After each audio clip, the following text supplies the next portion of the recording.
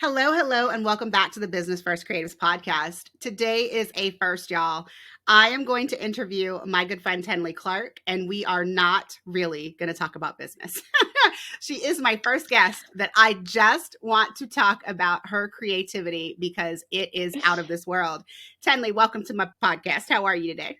Thank you for having me. I'm great. I'm fantastic because I'm with you and you just bring Mm-hmm. this positivity always, and we love it. If you're not looking at the video on YouTube, y'all, she has on a pink hat and a pink t-shirt. It is amazing. She is definitely one of my most colorful guests on the podcast. But Tenley, tell me a little bit about you and what your background is and how you got into photography. So I accidentally kind of got into photography. I started taking pictures to Photoshop for fun. I was like really into Photoshop my freshman year in high school, and so I literally started on Photoshop one, and making collages and silly things like that because that's what you did back then. There wasn't a lot, it wasn't as robust of a software as it is now. Mm-hmm. And so then in college, I thought I would be a psych major. I walked in, they were like, it's a lot of science. And I was like, where do I change my major? And then after that, I took a photo class for like an elective for fun. I thought it'd be like, oh, that's an easy elective, right? I did pictures for like our yearbook back in high school, and then they said like, oh, this is your best picture, and it was like this blurry, out of focus, like garbage photo, and I was like, I don't understand this. This is clearly not for me. And then I left college for a year to come home because I was going to be Tinkerbell at Disneyland. That was like my dream. Or like Alice, like one of the short characters, like because I'm only 5'2". I can't be a princess, unfortunately. And so, but while I was here, I just started taking classes at the junior college for photography for fun. And while I was there, they like had digital there more, got into it more and more, just had so much fun creating what was in my head, just like random fairy tale scenes or something else. And it was like really healing at a time where I was going through a lot of dark trauma, and so that was like art is therapy to me. We're all creative beings. And so for me, it was like a huge thing. And I ended up going back and getting my degree in it. I mean, and it's a really rare person in the world of photography that actually has a photography degree. And I mean, Tenley, you are back in grad school now getting an MFA. I mean, so it wasn't enough punishment for you to get the first degree in photography. You decided that you wanted another one, which makes you a rare, rare, rare bird in the world of photography. So why did you decide to go back to grad school to get an MFA? Well, as you know, running your own business, when you're doing your passion and your like art as your work, it can be really tricky. And so I always tell people it's like it's good to pick a focus. Like, do you want to make money or do you want to be an artist? And then you could separate those two because it's very hard. When people are buying your product, you have to be really cohesive. They need to know what they're getting. If you're going to charge them, it's got to like, I want to know if I go to an artist site, like, what am I going to get if I pay you this much money? It's a big leap of faith, right? And so for me, I get really bored really easily. And so it's really hard. I'm like, I started as a wedding photographer. I've done everything. I'm just like, okay, next. Okay, next. Like, okay, I did families. Okay, now I'm going to go do this. And so for me, I was starting to feel really burnt out. Like, okay, well, I've done everything here that there is to do. And I missed having that outlet of like that artist therapy for me. And I really wanted to teach it and give that gift to other people at a time who, when they might really need it. And my teaching credential would have taken me, I thought, longer to get, which because you have to like after 7 years, your GE stuff like lapses. So I would have to Mhm. retake everything. And so I decided, okay, well, I'll teach collegiate level. That's where I needed it. And that's why I went back, was ultimately just because I wanted to teach and get back to creating for myself. I mean, we talked about this before I hit record, but for the listening audience that doesn't know, Colie James is a PhD dropout. And I was giving all of the kudos to Tenley because I cannot, guys, cannot imagine going back and finishing my PhD at this point. That would literally be my worst nightmare. But Tenley, I do think that your artistry and your creativity are something that anyone in college should get a piece of. And so, I mean, it is great that you've gone back. But you've said that you've shot almost everything. So, what was your favorite genre to shoot? And does it matter if you were making money at it or not? So, I guess what I'm asking is, what's your favorite genre of photography? And have you actually charged people for those kinds of photographs? What a great question. I know that's so hard because I love photographing kids. So I'm really passionate about that. So I think that for money making, that was like the more better route for me. And I definitely loved that side of it. And so kids fashion editorials though were my favorite because you could be really creative in that, but Hmm. it does not pay. And so while doing the others type like commercial kids work that pays, kids fashion editorial does not. And so I would say between that and then just doing self portraits for fun because I'm like a lone wolf when I work in that way. I really like to have control over everything and then not feel like if this doesn't turn out, they're going to think, or it's a weird idea. What if it doesn't turn out? Things like that. So I like to like create in my own space, just in this weird, like, okay, I'm going to make this weird world. So I think those are my favorite and neither of them really pay. So, Okay. So I mean yeah. you chose to be an artist over to get paid for it. Cause I mean, I applaud you. I applaud you because for a lot of us, when we get to that point to where we are so overwhelmed and burnt out by the creative, I don't think any of us really take the time to be like, okay, but what if I just did something else to make money and I went back to doing what I loved about photography in the first place?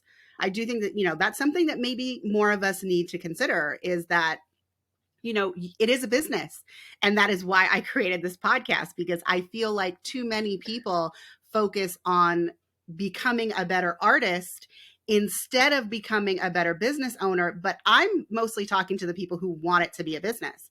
And so if you stop wanting it to be a business, I mean, that's great. Go work on your artistry, get bigger and better at all the things that you do. But if you truly do want it to be sustainable and profitable, I do think that you have to put in the work in terms of learning how to run a business, because many of us do not come out of college with those skills. Like, you have a bachelor's degree in photography. Did you take any business courses as an undergrad?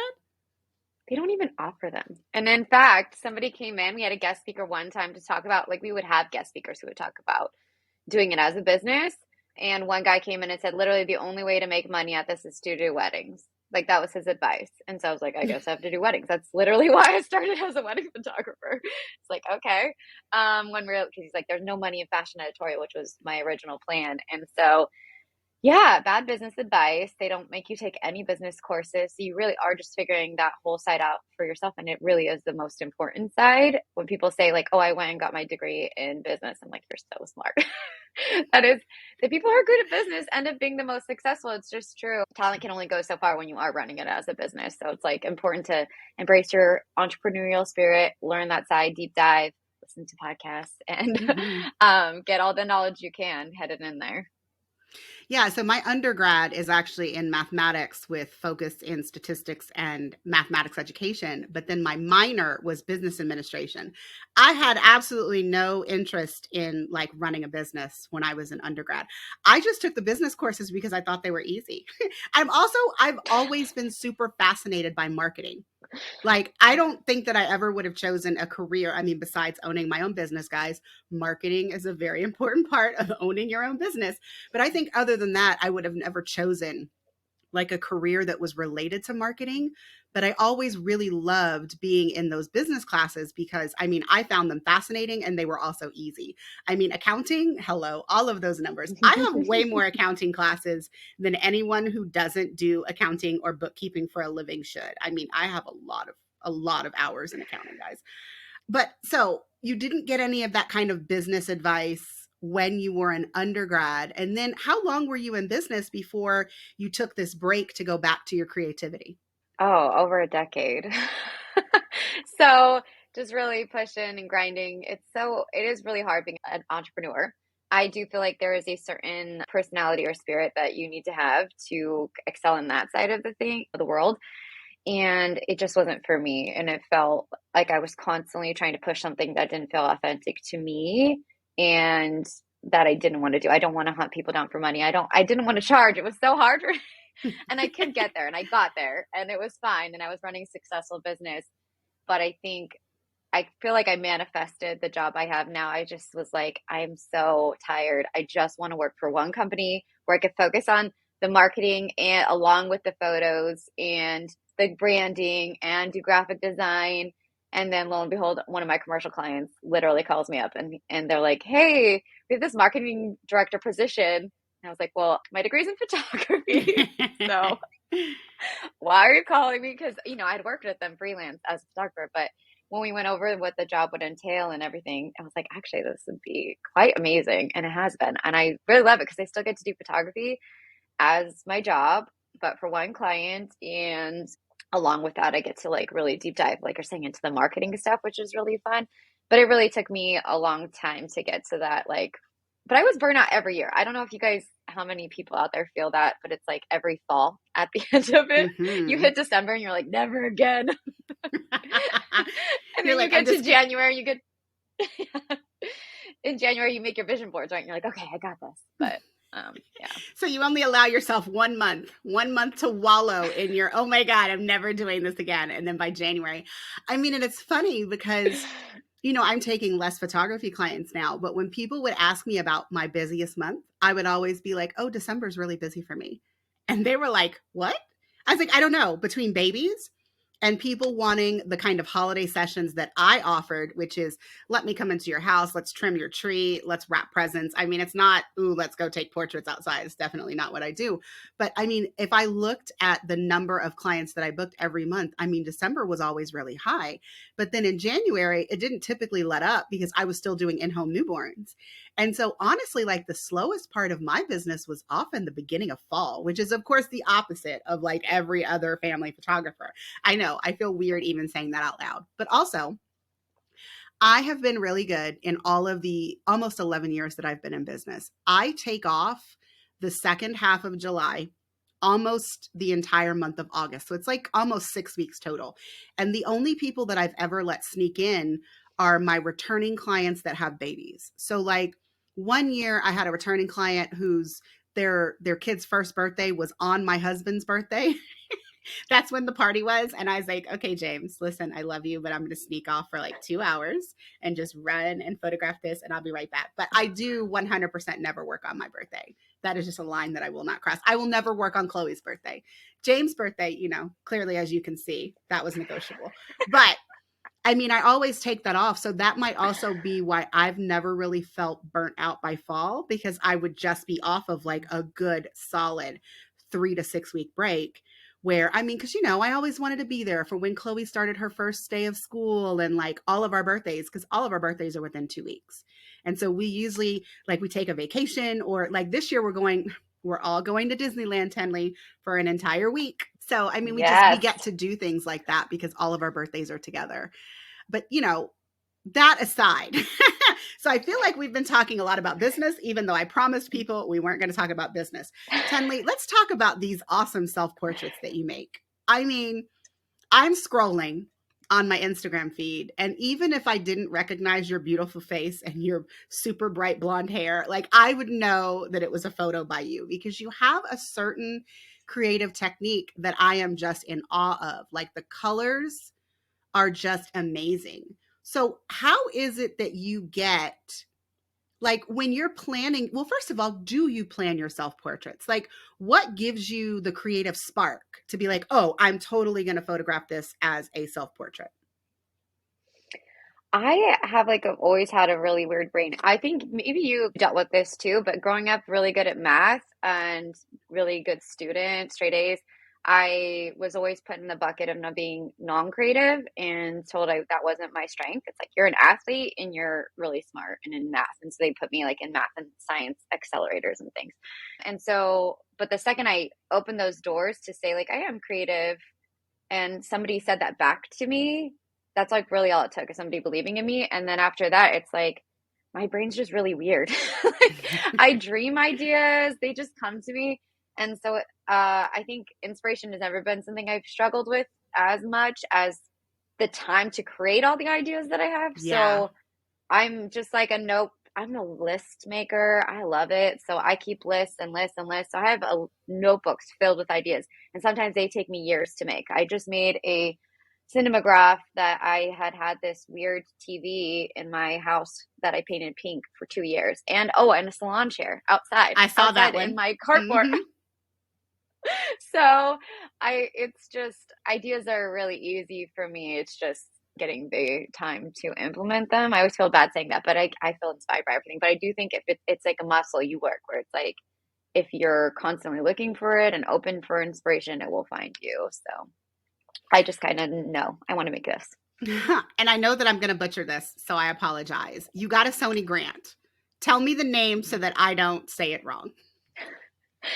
Sony Alpha Female Grant. Yes.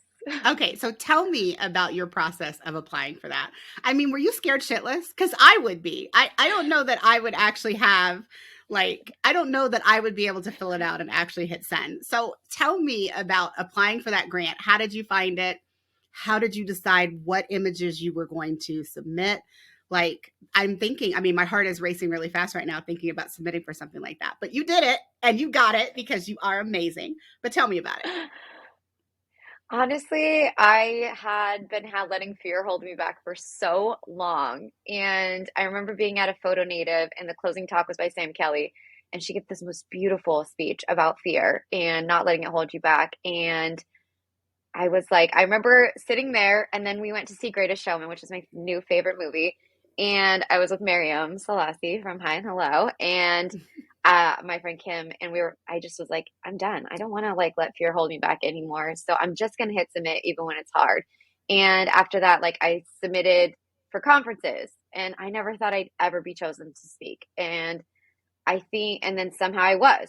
So I think like it's just really hard to hit submit, but what is the worst thing that can happen? Just reminding yourself, it's like, so they don't pick you, like you're in the same spot as when you started, and who cares? It's like, I don't even tell people half the time when I submit to things because I get so anxious. That makes me more Mm-hmm. nervous that I'd have to say like, I failed at this, but it's not a failure. It's really not.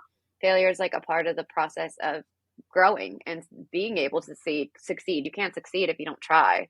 If you don't buy the lotto ticket, you can't win. So I think that's always been in my head. It's like, this is my lotto ticket. I have a 1 in a million chance that I'm going to do it just because, it's good to go through the process of grant application.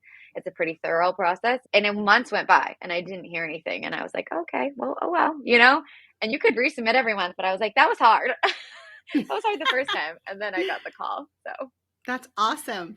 I mean, I take a really bad attitude. I shouldn't say that. But when I apply to speak somewhere and they come back and they tell me no, I'm just like, well, fuck you. I'll find somewhere else to do it. Or I'm going to create my own workshop/online conference so that I can give it because the topic is so great. But I mean, it is a lot of fear when it comes to applying to someone else because even if you're not, even if you don't value specifically that validation from them, like that is what you're seeking by submitting to speak at someone else's conference, get a grant from someone else. And it's really hard because if you get a no, which let's be honest, they only have a few slots for whatever it is that you're applying for. So even if you're not the person who got the no, like someone else got the no. And so we all have to have, I agree with you, like a better attitude of when they tell us no, we have to dig deep inside of us and be like, yes, but we didn't let fear overcome us.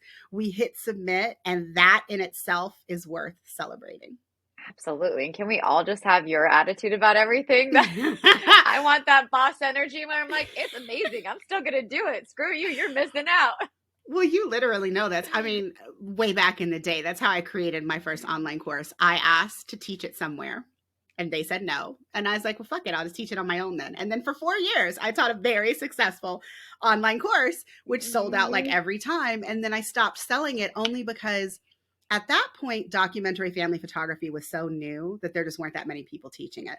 And then when everyone started teaching it, I was like, okay, well, you know what? I'm done with this. Let me find the next thing that, I can do. And it's funny, I had my business coach, Jordan Gill, on the podcast a few months ago. And one of the things that she said was, and it's a quote, I put it on Instagram, well, I'm just going to make my own table until you give me a seat at one. And I have pretty much always taken that attitude. Like, that's fine. You don't want to give me a seat? I'll make my own table. It's fine. It's fine. Thank you for reminding me about that quote. I'm going to print it out and put it on my computer every day of grad school. I mean, I think we all need like a strong hug every once in a while to tell you that you are worthy and that you can do anything that you need. But you will never get a yes if you don't hit submit. So if Tenley has taught us anything, it is, and have high goals. Like, I know it's hard. I mean, I don't know how many people applied to be an alpha female for Sony, but I'm sure it's like hundreds, if not thousands. And our girl Tenley here got it, right? And so, I mean, good things come to those that say yes. If you don't say yes, if you don't submit it, you will never get that yes. And then you will always wonder what could have been. I mean, going back to business, like this is applicable for anybody. If you want to launch an offer, if you want to try something out, and we're always worried about like the feedback that we'll get. Okay, well, no, just fuck it. Just put it out there. Someone is bound to say yes, guys. That is usually the golden rule. That's how you get your ideal client. It's like saying Mm-hmm. no. And once you start saying it, it feels so good. And you're like, why did I wait so long? I It's mean, like, I can't, geez. yes. And I can't remember. Isn't there someone that says they walked around collecting no's? Okay, now I feel bad because I can't remember what it is. But someone just repeatedly put offers out, repeatedly applied for something, basically collecting your no's, because after you collect a certain number of no's, you know, you will get a yes. But if you never put yourself out there, if you never collect those no's, you're not giving you the opportunity for someone to actually say yes to you, which would, you know, be a tragedy, because I love working at you, looking at your work. And I know that like a lot of those self-portraits, you had the time and space to create because you got the grant from Sony. Yeah, it was such a gift. And I never thought in a million years that I would ever get picked. So it wasn't like I was like, oh, this is amazing. They're totally going to pick. I don't have that kind of energy. Confidence is the number one thing I struggle with. And it's, yeah, so it wasn't like I was feeling really good and feeling myself. I just thought, well, let's take a shot in the dark. Why not? And I think Elizabeth Gilbert is the one who I know for sure she has talked about that and like all the Mm-hmm. rejection letters that she got and just being like, yay, closer to another Another yes. one. I mean, what would it look like if we all hung rejection letters on our fridge instead of the acceptance? How motivating. I I mean, love that. now granted, there are some people that would not find that motivating. But I think, I mean, I've never done it, but now that we've said it out loud, I think I would actually find that motivating. Like, oh, you said no. Okay, fuck you. Okay, no, you said no. Okay, fuck you. Just keep on going until, you know, I improved it and it got better and I finally got that one that said yes. I mean, I often tell people, because you know me, Tenley, I tell people to raise their prices all the time. But I warn people, when you raise your prices, you will get no's. Like lots of people are going to tell you no's. But the first time that you get that yes, you are like, oh my God, there are people that exist that will pay me these prices. And then you don't have as much self-doubt going forward. You have way more confidence to put that offer out there because you're like, okay, no, someone said yes. So now there have to be more people that will continue to say me yes as I go in this endeavor. 100%. Oh my gosh, absolutely. And it's like hard because people get attached to their clients, but it's also a business. So it's like you have to say, okay, well, mini sessions can still exist for that to serve that clientele if I don't want to let go of it. But yeah, for your full sessions, up that price because guess what? That all you need is that one yes, and then that one yes tells their friend, and that friend has the same income level and appreciation for what you do and all that stuff. And then you have an evangelist, and that person will bring more people who will pay that amount. And just yeah, that initial yes into charging what you're worth is huge and so important, but it's hard. And just remembering like every single successful person was told no. This is something big we teach at our like the sports camp I work at, and also just in general. I've always studied successful people because I don't have confidence. And how many of them heard like massive no's, like Michael Jordan, didn't make his high Mm-hmm. school basketball team. I don't want to give the J.K. Rowling one because she's canceled, but I mean, but and there's a set of memes. I can't remember where I've seen that, but if I find it on Instagram, I will link it in the show notes. But there's like that set of Oprah got told no until she was like 28. I mean, it was like I think it was also like, not just about getting the no's for the one that I'm thinking of, but it was also about all these people doing things late in life. Like, they didn't really discover like their inner power until they were in their late 30s, early 40s. And hey, I'm about to be 44. I am here for it. yes, I got my 38th birthday coming up in a couple of weeks. So See? Walt Disney was a big one with Disneyland, right? We go to Disneyland, we keep them in business, you and I. I do. I think I solely keep them in business. And Which, oh now, my gosh, that kind of Tenley, happened. we've never gone together. Like that should now be on our bucket list. In the next year, That would we should go to Disneyland together. Yes. I would love that. I love going with other people who are boss energy at Disneyland too, because like we know how to get it done, and we are like the most. I'm like, it's gonna be a 30,000 step minimum day. We are going to hit this, and I'm like so good at it now because we go so often. Like my best friend Kristen Moore, we met on her podcast, and same thing. We planned our trip to Disneyland, and that's how we became friends. So I'm just saying, we need to Oh, go do this yes. Disneyland trip. Okay. So, hey, Make it happen. Tenley, in the next few years, other than finishing your MFA, do you have any big creative projects on the horizon? I mean, that's a really big one. I think for that, because there are so many creative projects you have to do to hit your markers in grad school. So next year, it's a 3-year program. And in my second year, we have to do something called ATC, which is Advancement to Candidacy. And you have to do a huge show. It's like a big deal. And so not only are you doing your assignments and your small series for work, but you have to do this massive show and then defend it in front of a whole like panel of people. And then after that, you do your thesis show, which is another massive show to obviously graduate. And so that's a lot of creative endeavors right there for me to handle. So I think for me right now, though, I really just want to get back to play. I think play is undervalued as adults. And we talk about like with kids now, see this like play-based learning and how effective it Yes. is for children.